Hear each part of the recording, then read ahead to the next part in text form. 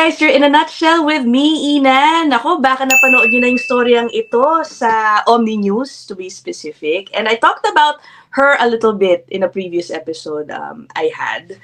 And I know marami ang naku-curious at gustong makarinig ng more tungkol sa story niya. I'm talking about Fritz Villegas. Siya po ang Filipina nurse na nabalita, I think a few weeks ago, no, tungkol sa kanyang real estate venture. Naku, nakabili siya ng isang apartment building, akalain nyo. One of her many properties now.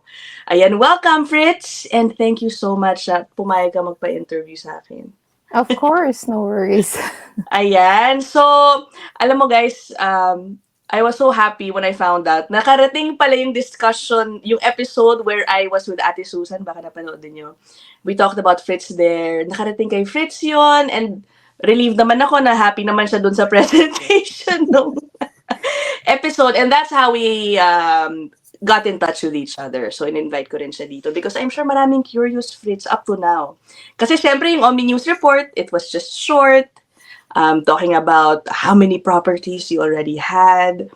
Ako, I'm curious, no? Kasi ngayon, ang focus ng mga tao parang, meron kang apartment building. Was it a long process? Kaya nakuha mo itong isang malaking property na ganito from the time you started from your first? So my first after helping out my parents was in 2019. And honestly, I did it the long way. I would have been more creative kung alam ko na yung alam ko ngayon. So we closed on this property. May partners ako. There's 4 of us. So we closed on this property late last year. So from 2019, ilang years yun? So 5 years. Paki-clarify nga muna pala, Fritz. The very first property talaga that you bought was for your parents. Tama ba? I helped them out with the down payment. So, yeah, because they already gave up with the Canadian dream of owning a home because they were in Toronto. So it was really, we all know it's expensive. So I was from Ontario when I first arrived here in Canada. So they already given up on that dream because it's always, people would always say it's cheaper to rent, right? But I explained it to them in a way na, if you're going to rent out in 30 years, it doesn't matter how long you're going to rent out. When you rent out, then you have nothing. But if you buy a house, right, at the end of the, let's say 30 years, at least you'll get some money from it kasi may equity ka na from just paying down your mortgage. Let's say walang appreciation, right? Just paying down your mortgage, then you'll get some money back. Yeah. Yeah. Wow, hindi ka naman na-discourage kasi nga your parents, as you said, they gave up kasi nga sobrang mahal guys, no, ng bahay sa Toronto. You weren't discouraged by the price. I mean, you helped them out with the down payment. What were your my parents are both nurses too. So alam ko na magko-qualify sila sa mortgage. Okay. Right? It's just that at that time, tumutulong din sila with, like every Filipino, tumutulong sila sa parents nila sa Pilipinas, right? So parang for them, it's just like, it's risky for them kasi hindi naman nila alam kung paano. So, but like for me, at that time, wala naman akong, like ang responsibility ko is to get my nursing license. So, while I was doing that, I was able to save up habang nagtatrabaho sa Tim Hortons for 4 years. And as Ate Susan said dun sa first episode, which I watched, as a first-time home buyer, if you're buying a house that's like within that first 500,000 na limit, you only need 5%, right? And just to make sure na kaya mong i-cover moving forward yung mortgages mo. So 5% is doable. Yeah. Wow! Teka muna, amazing! You were able to save up for a down payment through your job at Tim's. Yes, pero it's in a hospital, so it's under, like, basta, pero, like, yeah, basic salary, technically. Nice! Ang galing mo mag-ipon. Ano naging strategy mo sa pag-iipon? Matipid talaga. Oo, talaga. Yeah, like kuripot. Oo, pero but like, alam mo, hindi it's naman worth it naman. Yeah, pero like, it's like, my parents also, like at that time, dahil renting is cheaper, parang sabi nila, while you're getting your nursing license, huwag ka na munang magbayad sa bahay, right? Just cover your groceries, your own expenses. So I was able to just save up. Pero Right. when I had that down payment, naisip ko parang, I don't like the feeling na parang I'm gonna buy my place tapos yung parents ko nangungupahan pa rin, right? It's not, for Oh, me personally, value-wise, it doesn't fit with yeah. my values. So I told my mom, well, it's either you're gonna buy your own, I'm gonna live with you, or I'm gonna buy and you're gonna rent from me. I see. Well, that's admirable. 'Di ba? Thank you. Did you ever think that buying your own property, I mean for yourself, next would happen easily or soon after you were able to buy for your parents? No, I actually thought na it would take me, kung hindi ko nakuha yung nursing license ko, I know it's gonna be like maybe another 4 years if I'm gonna work, if I Okay. was gonna continue to work at Tim's. Pero luckily, finally, yung license ko lumabas. So parang, oh my gosh, it's a blessing. Yeah. So, pero at that time when I started, I had 3 jobs, Oh, right? wow. O, tinan nyo. Kasi I couldn't do a full-time job. So, nung simula, 3 jobs. Hanggang magka-full-time ako, I still kept my part-time job. So, dalawa yung trabaho ko as a nurse. So, I Paano was, yun? Paano yun?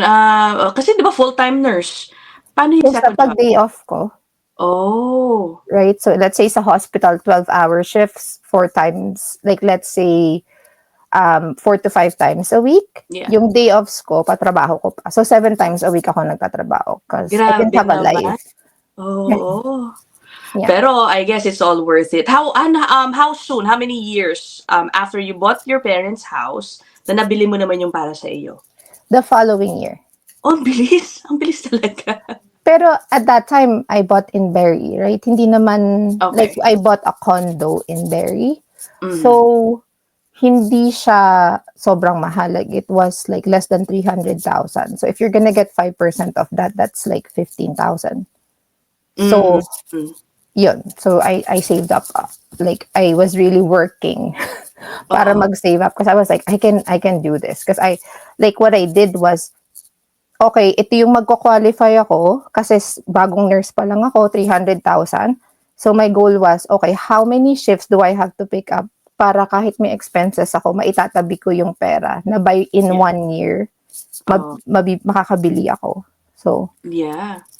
Wow. And then, when was that point wherein you realized na parang gusto ko bumili pa ng more and more and more properties? nung, so after 2 years nung pandemic, tinitingnan, di ba bumagsak yung interest rate? So everyone was like buying. So lagi kong tinitingnan yung realtor.ca. Like I always check the Naku, MLS. ako rin, ang sarap mag-browse doon, no? Ganun ka na. Oo. So nakikita ko kung magkano na bebenta yung mga bahay around my parents' house and my first property because I lived in it, right? Tapos nung pandemic, it was just too lonely na I was like, okay, I was working at the hospital. So, tapos ng pandemic, pumunta rin ako ng Nunavut because I've always wanted to try travel nursing. Okay. So, tumira ako sa Nunavut.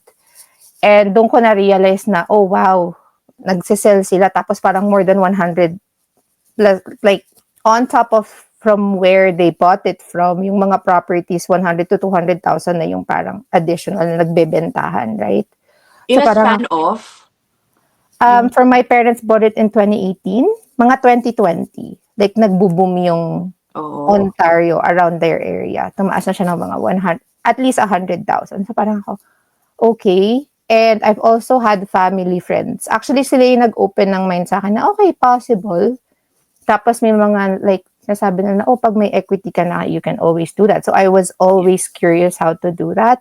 Pero at that time, hindi ako pwedeng gumalaw ng equity, right? So my only method to invest is to save up. And that's why I Wow. went to Nunavut. So I went to Nunavut to work. Oo, guys, by the way, yung Nunavut, I've never been there. But I heard, una sa lahat, lagi ba nagsusnow doon? Hindi ba hindi umaaraw pa? How Oo, often? umaara naman. Oo naman. Nagsasummer naman.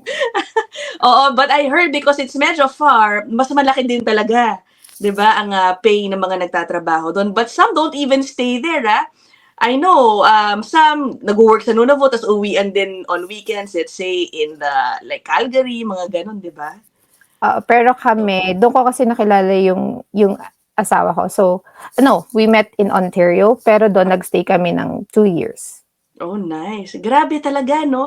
In your mind, talagang gusto mo, saan ako pwede kumita at kumita. Actually, it's amazing. I was gonna ask you about yung magiging capital mo.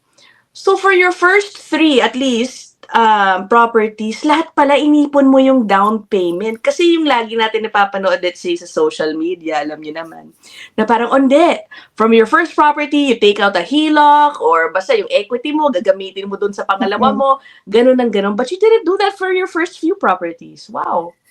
Kasi yung first property ko nakalak ng 5 years.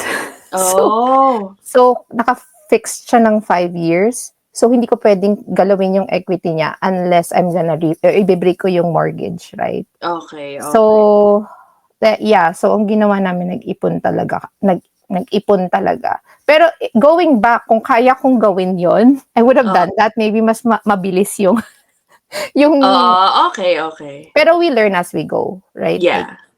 So But now, still, it's amazing, Sa totoo lang. Kasi, again, uulitin ko, parang ang galing nyo mag-ipon. Grabe. Kung nakaipon kayo. ang key actually ay maghanap ka ng partner na, like partner meaning asawa na magkasundo kayo with I think that's for me, that's the key, right? Na you can have an open conversation about finances, anything like under the sun, especially finances. Kasi like laging nang sasabihin, like choosing your partner can make or break your financial, like your goals, right? Oo. So maswerte ako. Yeah.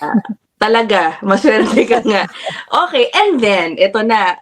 Sorry, Fitz, I actually forgot to ask. How many properties na ba talaga ang meron ikaw? So, I wanna make that clear kasi iba-iba yung label. Oo nga Oo, may nagko-correct din sa akin. Hindi ko naman alam may sasagot. So, ilan ba talaga? So, like which I said on my interview, pero mali yung caption nila. It's actually 3 single-family homes. Okay. So, isang pinto per single-family home. And an apartment building with 15 units in it. So, ang total niya 18. Tapos actually last week, nag-close kami sa duplex. So, 2 more doors. Wow! So, that's, okay, that clears it up. Pero hindi yun ang dami pa din nun So, you have 18, 19, 20 rentals na. Hindi, sorry. Are you living, kasama ba yung tinitinan mo doon? Hindi. Rental. Oh my God. Diba? Wala rin pa yung sa parents mo doon. Well, I think. No, hindi ko i-count yung kanila. Kanila yun. Sa kanila na yun. So, apart from what you own, you have 20 rentals. Yeah. Oh my God. Pero hindi lang sa akin yun. I have to give credit to my partner. Yeah. Okay, let's talk about the apartment building. How do you, una sa lahat, kilala mo ba yung mga partners mo doon? Because that's a big purchase. Some might think, ayoko makipag-social, baka magkalokohan lang kami doon. Mga ganyan. Okay, so let's go back. Babalikan ko muna kung saan ako nanggaling. So when I was starting, dahil nag-iipon nga ako, I felt like it was too slow. Right? So parang kahit gusto kong mag-expand, like my goal was technically to have 5 properties. Okay nga ako doon.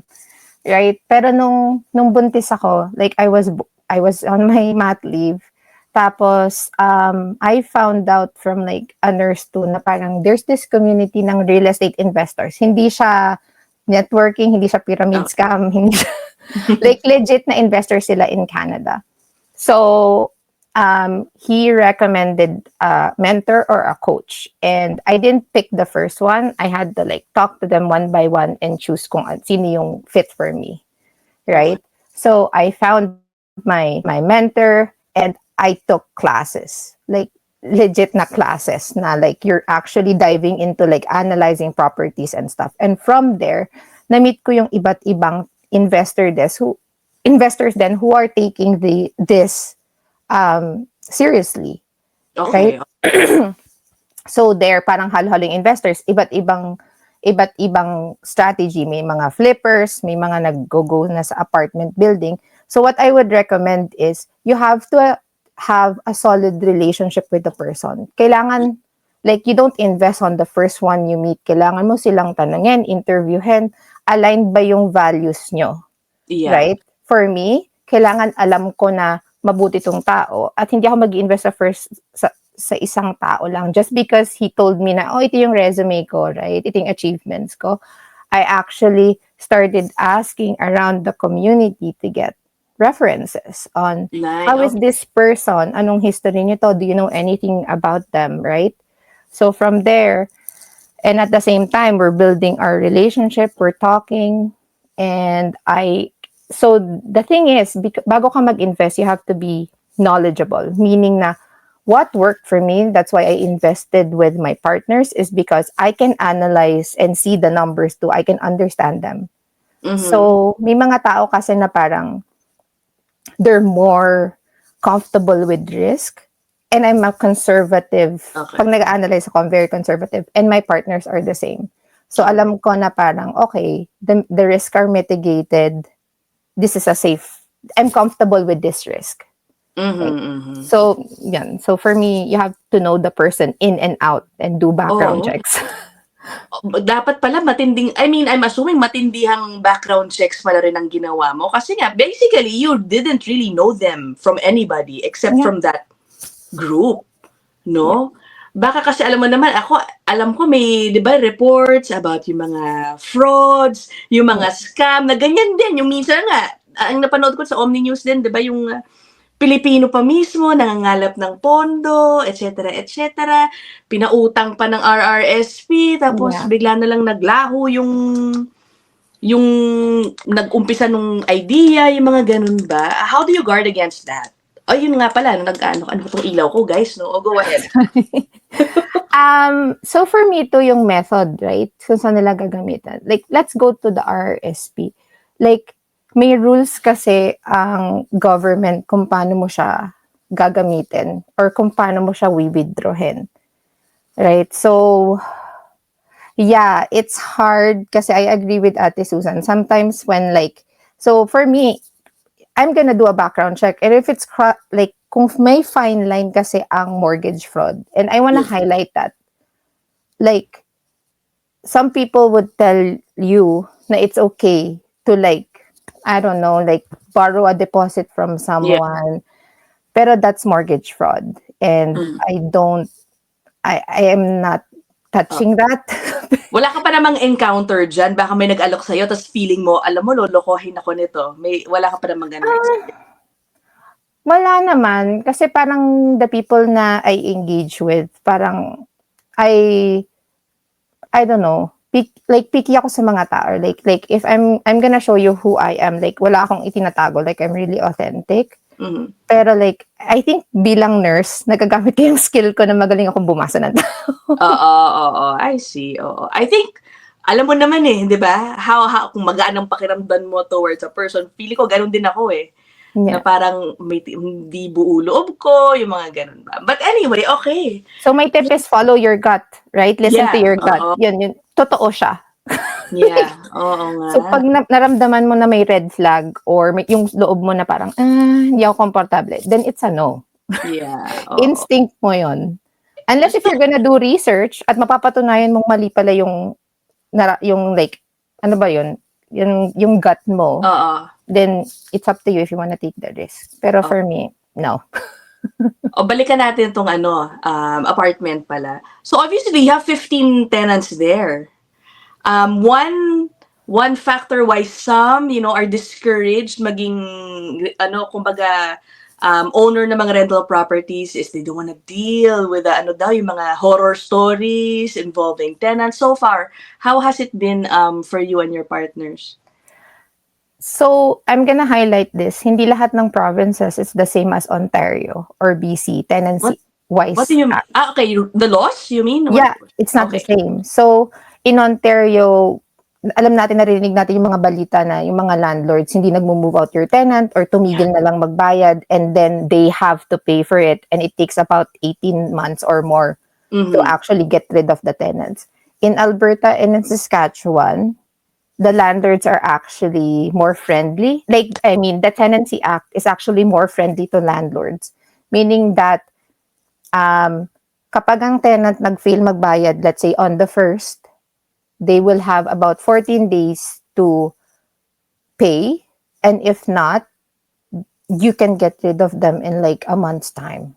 So Oh, it's di good protected. pala. So Okay. you're protected, right? So that's why it's very important na bago ka mag-rental, you read the Tenancy Act. Kasi yun yung protection mo. That's your Yeah. like, yun yung Bible mo. To like, Oo. Kumbaga, if ang apartment building nasa Ontario, you'd think twice about it because of that. no, I'm not gonna buy a rental. I'm not gonna buy an apartment building in Ontario. I see. Okay. Oh, At so this ano kay time. But like, yeah. let's see. Oo nga. Kaya sana nga magbago din ano, para naman sa mga landlords dito. Okay. Oh, so what's your next plan? Grabe, no? Did you ever think you'd have this many properties? And in such a short period of time, I would say, yeah. Thank you. 'Di ba? No, never. Like, actually, nung, like, we bought this property, I was like, it brought me back dun sa first day na nagland ako sa Canada. It's the middle of winter. And my parents brought me to this apartment building. It's a 2-bedroom apartment building where they're staying at. And I was like, okay, this is going to be my new life. I'm going to start my new life in Canada, right? So now fast forward, I was like, I've never imagined that I didn't, like, how can people buy an apartment building? Like, how? Nakatira lang Yeah. ako dun dati eh. Like, Oo. how? Like, I thought na parang milyonaryo or bilyonaryo yung mga nag-invest with apartment buildings. Because I thought they're like big corporations. Pero like, Mhm. when I did my education, na realize ko na parang, it's actually doable. Yeah. Oo, actually there's a yun na nga, do you wanna address that misconception na, for example, siyempre iisipin ng iba nga naman, impossible, hindi ako makakabili ng apartment building. Can you dispute that notion na mahirap because it's such a big property? For me, kung meron kang discipline and you know what you're investing on. Like, you have to be knowledgeable, right? It's really important. And when it comes to, let's be real here, like, property siya. So you always have to have cash para ipang-invest mo. And at the end of the day, for me, I have to, maano kasi ako fan ako ng delayed gratification. Okay. So, for me, it's up to you. Ang tip ko is pay yourself first, right? Kasi alam naman natin na parang there's so many things na parang may needs tayo and may wants tayo. Pero once you're clear kung ano yung goal mo, then you can have the steps to work towards that. So, have a clear goal and then Teka nga find out. muna, Fritz. Did you also save up for your share sa down mo dun sa apartment building? Okay, so with Ate Susan's interview, I'm gonna go back to that. Last year, my first property was due for a refinance. Okay. So I took out the equity, and that's what I used for that. So dun pa lang ako nagsisimula. Oo, doon ka na magpaikot ng pera mo. Para yung properties ko magka-babies. Oo. Wow, grabe, no? Fritz, in the Philippines, I'm just curious. So, what kind of life did you live back home? And sobrang layo ba sa narating mo ngayon dito sa Canada? I would say I was hindi kami mayaman. I was comfortable kasi yung mom ko nag-OFW. Right? Oo. I would always have that gratitude na my parents actually sacrificed to come to, they went to Saudi Arabia and then to Canada for me to like have the proper education and be comfortable.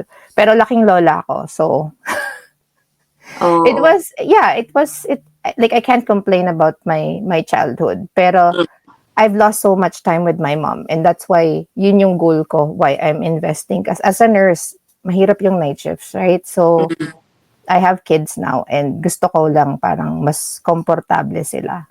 Oo. O, last na lang, Fritz. I'm sure, alam mo naman yung iba, kailangan hanapan ng negative ang mga bagay-bagay. Okay. What do you say to those who might say, naku, utang, ayan yung laging linya dito sa Canada, utang naman lahat yan eh. Alam mo, ano ka na, 80 years old ka na, baka hindi pa tapos bayaran yung mga yan. Ayan, anong isasagot mo sa kanila? So for me, there's good debt and bad debt in Canada. So, um, for me, yung properties, they're good debt. And basahin nyo na lang. Pero there's a term called leveraging. And it's about parang, so for example, yung property ko na una, may equity na siya. So I can actually use that equity para i-invest ko pa for more. Pero there's a premise. Dapat, alam mo, yung pag-i-investan mo, and alam mo na hindi ka malulubog. Meaning na, kung may tenant na mag-move out, hindi ka malulubog sa utang. Like, you can cover it. So you have to have that cushion na, okay, may kailangan i-repair. Okay, kailangan palitan yung fridge. Saan ako bubunot, right? Kailangan, yeah. Hindi ko alam kung nasagot ko yung tanong mo. I tried. Oh, sige. Well, even at that, oo nga, tignan mo, ang bilis ng oras, so naka 25 minutes na tayo. Yun lang naman, ano. Thanks so much, Fritz. Unless meron kang gusto bang idagdag? May gusto kong i-add. Okay, oo. And people will question kung paano yung journey ko. Pero, kung kaya ko, kaya nyo rin. And it's just about a matter of mindset. Hindi siya real sa akin 5 years ago from my old self. Hindi ko ever mai-imagine. Pero I've reached this point na, okay, it's possible. So, Yeah. I hope it can inspire people. Kung sino man gustong makarinig nito, then start now. Yun lang naman yung, kaya, that's why I'm sharing my story. If I can do it, you can do it. Oo nga, no? Imagine, feeling ko kung ako nasa position mo ngayon, tapos alam ko na yung how to work my way to having more, baka hindi na ako tumigil, ano? Parang, oh my God, you're so lucky and you're so blessed. Thank you. Nako, I wish you more and more properties. Salamat. By the way, guys, spread all over Canada pala, hindi lang sa isang probinsya yung mga nabili ni Fritz. There's in Ontario, Alberta, Calgary and Edmonton. oh, yun ba? Mostly Alberta din China. pala. Yeah, no, different places. Anyway, good luck to you, Fritz. And again, thank you so And much. they can follow me dito. Ha? Both Dito, ano ba to? Instagram. Is this Instagram or ano to? Instagram yan and Facebook. So they can Oh, do you follow share me. tips there? Yes, Sa mga I share oh, tips. yan. Okay, okay. O, sige, sige. Ayan, at Fritz Villegas. Lahat ng kanyang tips and lessons, so you get them all for free sa kanyang Instagram page. Alright, so I will end this episode here. Again, Fritz, thank you so Salamat. much for sharing your story. I'll see you guys in the next one. Bye!